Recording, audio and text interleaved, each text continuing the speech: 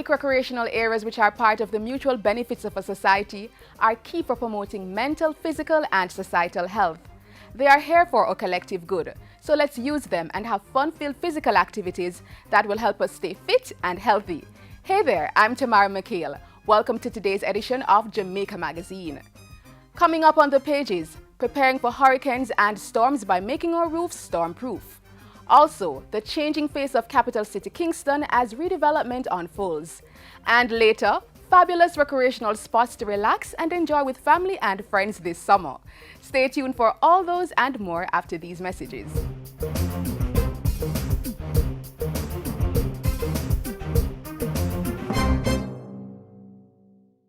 On our roads, remember, take time, be courteous, drive good, walk good.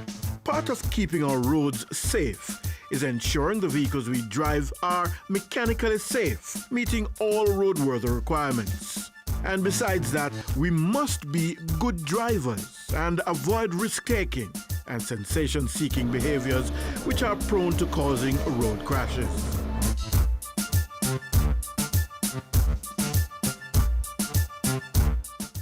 In preparing for the worst, we should also hope for the best. And this applies to the current hurricane season. And while it's not forecasted to be very active, it's still important to check our roofs and make them storm-proof. More on how to do that in this feature.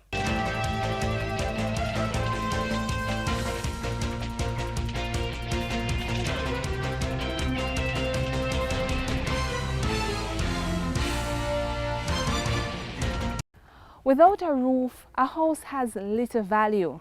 Having a strong, dependable roof can mean the difference between a nice, cozy evening or total disaster. It's a good thing there are ways to ensure that your roof can stand up to the hurricane test.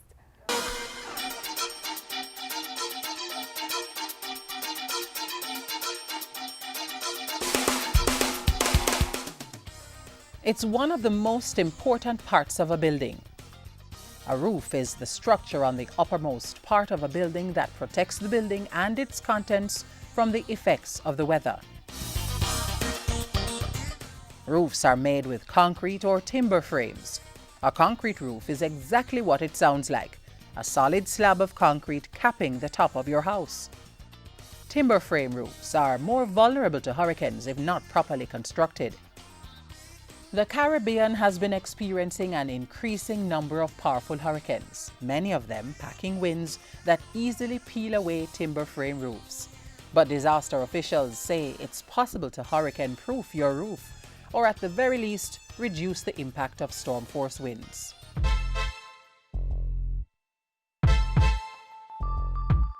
The Office of Disaster Preparedness and Emergency Management has been on a safe roof campaign across the island.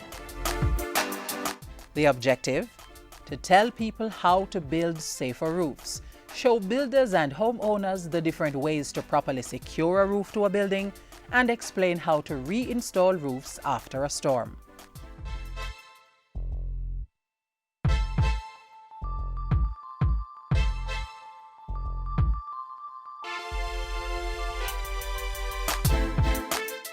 According to ODPEM, there are 4 basic types of roofs: flat roofs, shed roofs, gable roofs, and hip roofs. A flat roof have a slope from 0 to 10 degrees.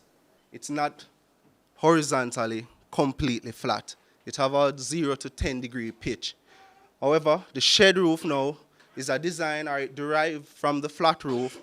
However, on the shed roof, one side of the roof is projected further than the other. The gable roof now is a roof that have 2 sloping sides. The final one, the hip roof, is a structure or a roof structure with all 4 sides slopes.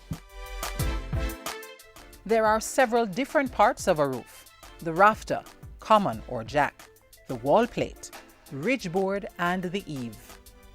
Building experts say to make sure your building survives hurricane and tropical storms, you must follow this basic procedure during construction. Install J-bolts at approximately 36 inches apart when casting the belt beam. Fasten wall plate to the belt beam using nuts and washers. Install rafters at 24-inch intervals starting from the center. Install sarking, that is a tongue and groove, to the eave of the roof. Start installing your zinc from the lower section of the eave. Erect fascia and blocking board.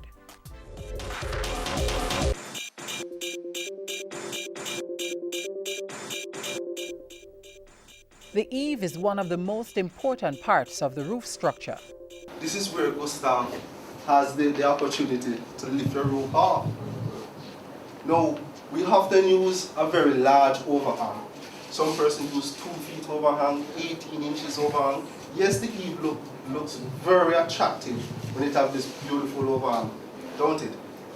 But you make yourself vulnerable, very much vulnerable. Right, so the preferable choice for an overhang is from 12 inches to 16 inches.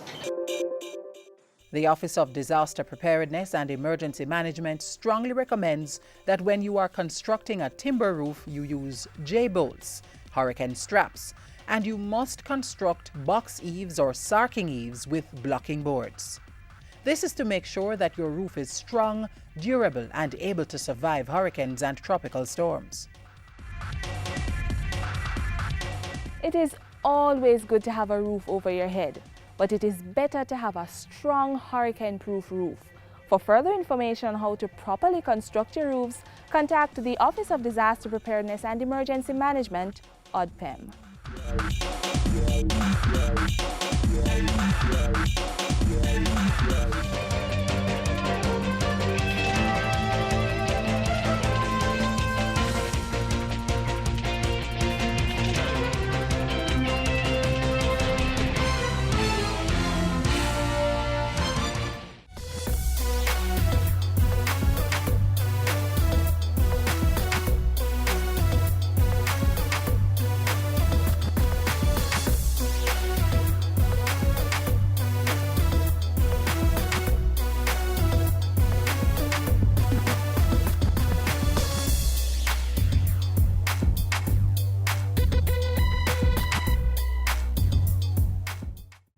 Hurricanes can strike at any time. In the event of one, be prepared to act quickly.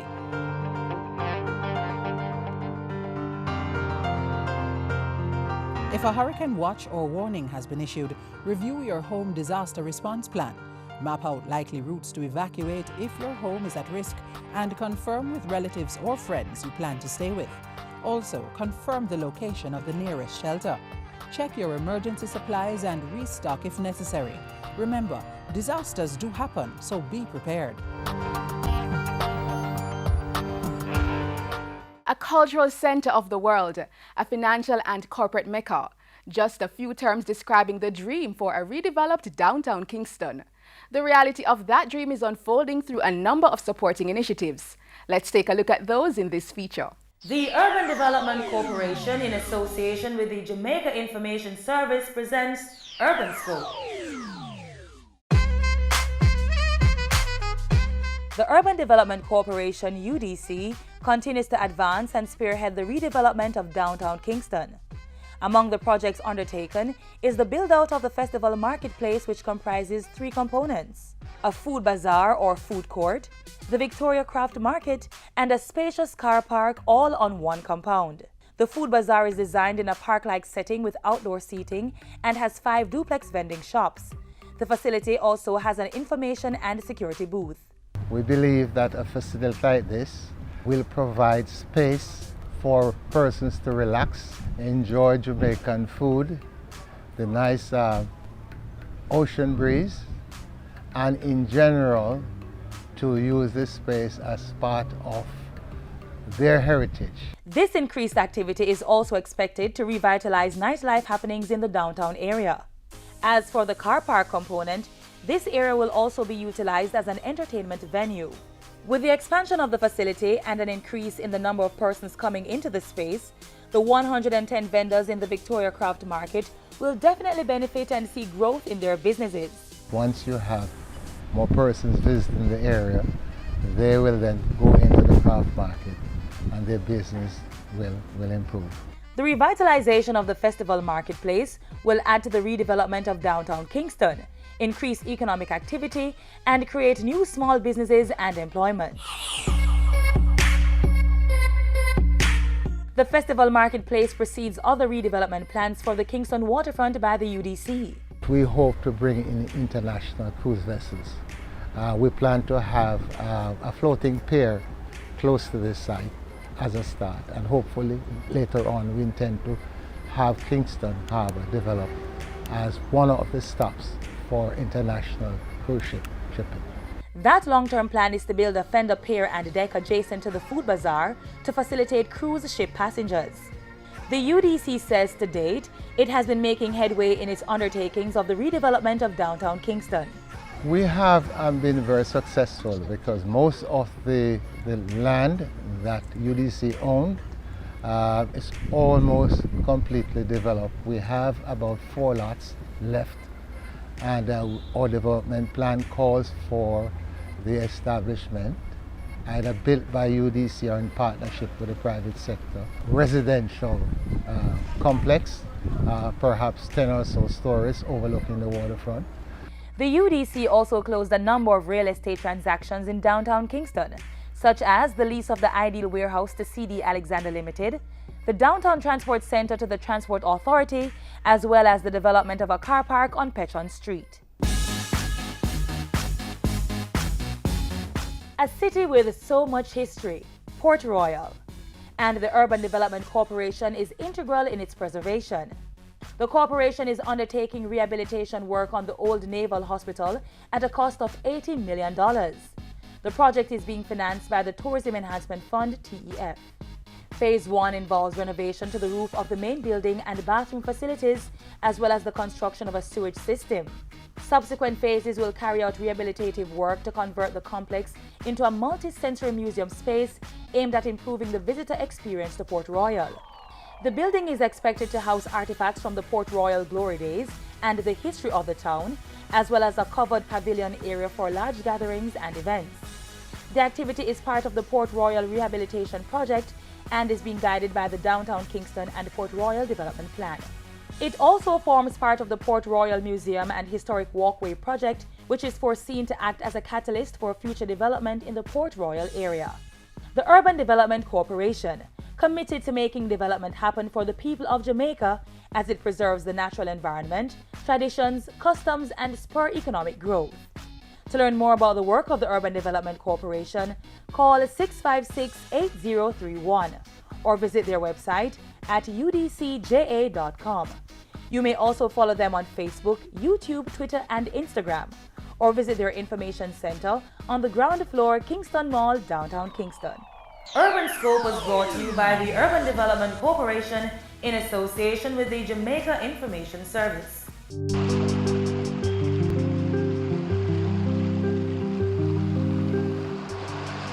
Clean, beautiful beaches and oceans have always been an important part of life. We can make a contribution whether we live on the shoreline or miles away.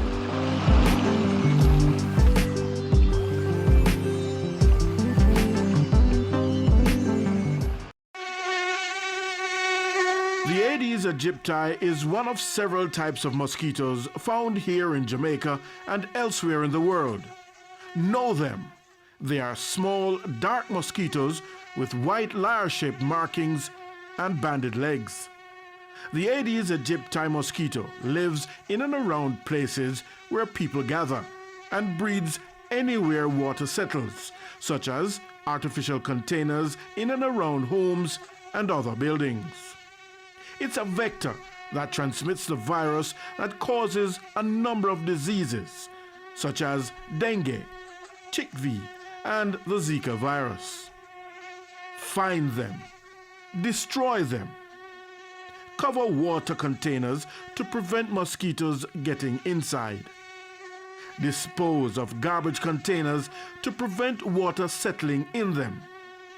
And frequently check and empty any container that water might settle to ensure these are kept dry. And scrub vessels clean to get rid of eggs. The Aedes aegypti mosquito. Don't give it a home.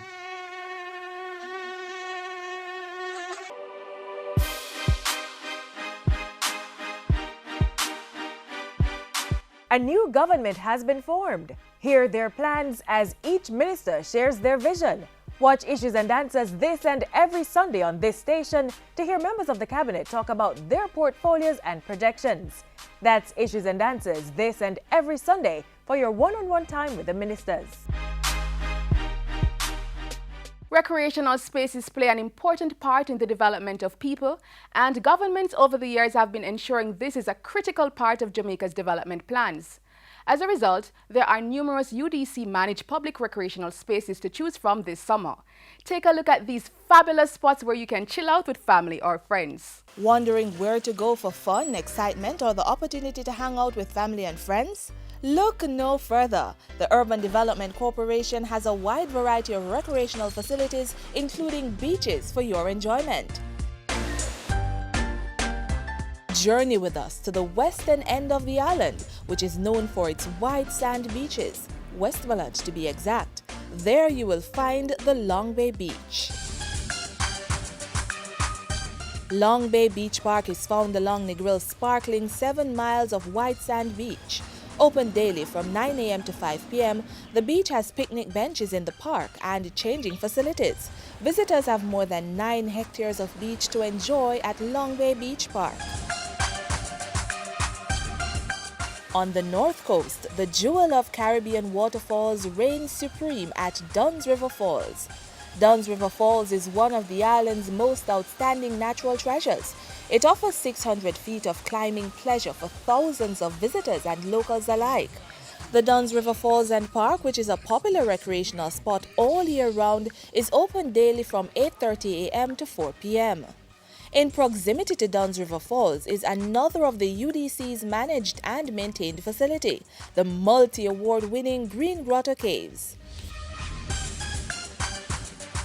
This tourist attraction includes a guided tour through an active cave system.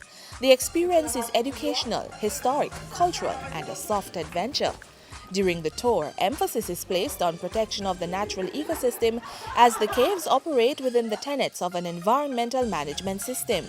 The caves were the first worldwide and in the Caribbean to be awarded Green Globe certification.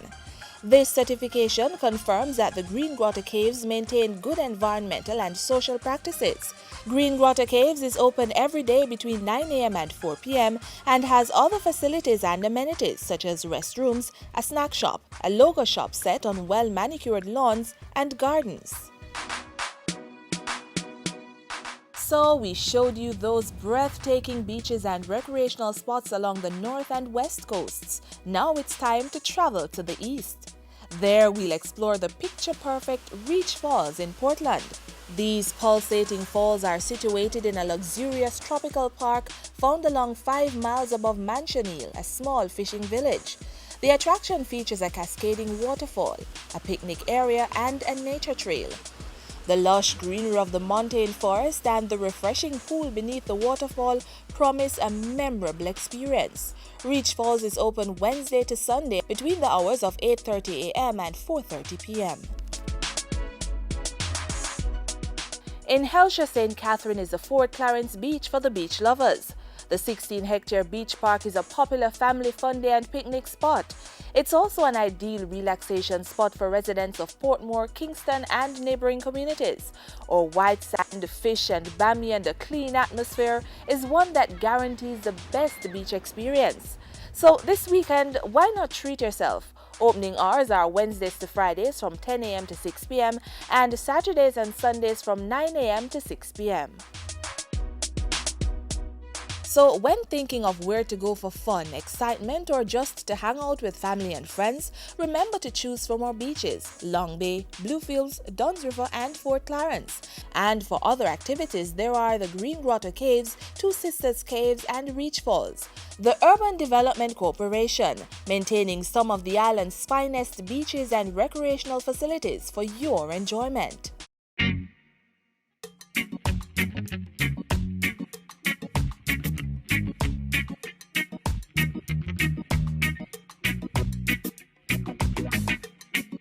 Keep we island clean, so clean. From the peaks to the beach, so clean. No dirty up Jamaica, please don't do it. Keep we island clean, so clean. From the peaks to the beach, so clean. No dirty up Jamaica, please don't do it. No dash no paper, no dash no plastic. Dispose your garbage responsibly. No know how to recycle, learn it quick. And if you drop it, better pick up every piece of it. Plastics last forever, don't forget the bits. Cause when them touch the street, them end up in the sea. Collect pan the reef where they fish them feed. And when you want seafood, I eat your Keep eat. we island clean, so clean. From the peaks to the beach, so clean. No dirty up Jamaica, please don't do it. No dirty up Jamaica, no dirty up Jamaica, no dirty up Jamaica, no dirty up Jamaica. Up next, top stories making news this week. Hi there, I'm Simone Wolf with your JIS News of the Week.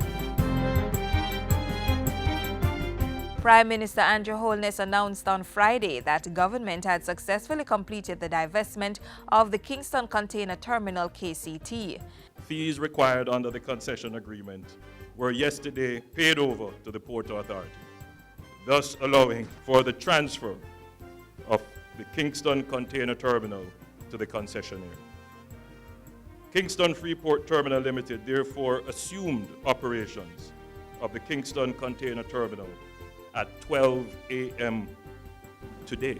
Kingston Freeport Terminal Limited was granted a 30-year concession with the right to finance, expand, operate, maintain, and transfer the Kingston Container Terminal at the end of the concession period. The U.S. Department of State released its 2016 Trafficking in Persons TIP report on Thursday, which revealed that Jamaica's ranking had improved. The country, which had been on the Tier 2 watch list since 2014, has been upgraded to Tier 2. This ranking means that the country is making important strides in tackling this scourge and is well on its way to full compliance with international human trafficking laws and standards. Prime Minister Andrew Holness launched the CARICOM Review Commission this week, asserting that it was not established to chart a path out of the Caribbean community. This is about strengthening Jamaica's position within the regional integration process, which is absolutely important for Jamaica's economic growth and development for the next 50 years. The CARICOM Review Commission is being chaired by former Prime Minister Bruce Golding. At the start of the week, Prime Minister Holness and his Panamanian counterpart signed an agreement establishing a joint commission of cooperation. The agreement will provide a framework for coordinating, monitoring, and enhancing bilateral cooperation between the countries in areas such as tourism, ICT, logistics, agribusiness, and mining. The agreement was signed on Sunday as the $5.4 billion Panama Canal expansion was opened. Minister of Economic Growth and Job Creation Darrell Vaz made his contribution to the sectoral debate this week and announced that government was exploring measures to free up over $800 billion worth of investment projects that have been stuck in government red tape. The ministry is faced with the unique situation of having too many economically viable projects stuck in the pipeline. We aim to remove the barriers and to get these projects off the ground while we redouble our efforts to attract new investments. Minister Vaz also announced that government was expanding the downtown Kingston development area from 623 acres to approximately 3,023 acres, encompassing the outer sections of Kingston and Port Royal. It's part of government's urban renewal plans and will provide a wider area for local and foreign investors to benefit from government's urban renewal tax incentive program. Urban regeneration of our capitals and towns is paramount to attracting other investments and achieving economic growth and job creation. During her contribution to the sectoral debate, Labour and Social Security Minister Shahini Robinson revealed that the ministry was aiming to place 16,000 Jamaican workers in the North American market by the end of the 2017 season under the Overseas Employment Program. It is in this context that plans are afoot for me to meet with major employer groups, both in the US and Canada, in the coming weeks to promote the program and the quality of our workers with a view to securing more jobs. Health Minister Dr. Christopher Tufton also made his sectoral contribution this week, asserting that government would be ensuring that public health institutions collect private health insurance to help cover the cost of providing health care to their patients. So this week, Mr. Speaker, I signed an approval for the gazetting of revised fees to be collected from private insurers who interface with the public health system. And finally, 6 referral hospitals in Jamaica have received maternal and neonatal high dependency units under the Program for the Reduction of Maternal and Child Mortality (PROMAC). This component focuses on the establishment of 5 maternal and 6 neonatal high dependency units in 6 referral hospitals in Jamaica. Mandeville Regional, where we are, Victoria Jubilee, Cornwall Regional, Spanish Town, and St. Anne's Bay Hospital, as well as the Bustamante Hospital for Children. Under the program, the Mandeville Regional Hospital also received equipment valued at $80 million to support the neonatal high dependency unit. And those were some of the stories making news this week. I'm Simone Wolf.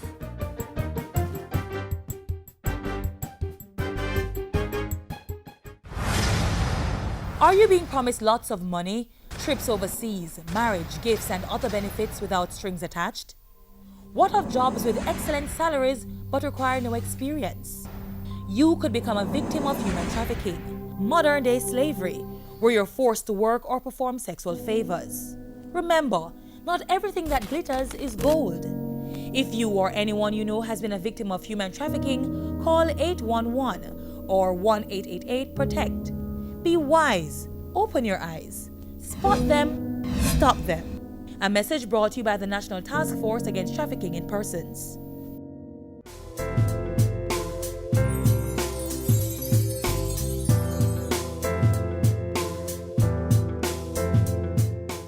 And this is where we take our leave on yet another enlightening edition of Jamaica Magazine. We value your feedback, so keep the link. Tell us what you thought of the show. Send an email to jamaicamagazine@jis.gov.jm. You can also visit our website, jis.gov.jm, or our social media platforms. Until next time, I'm Tamara Michaela, reminding you to take care of your health, eat well, exercise, get adequate rest, and make every day a productive one.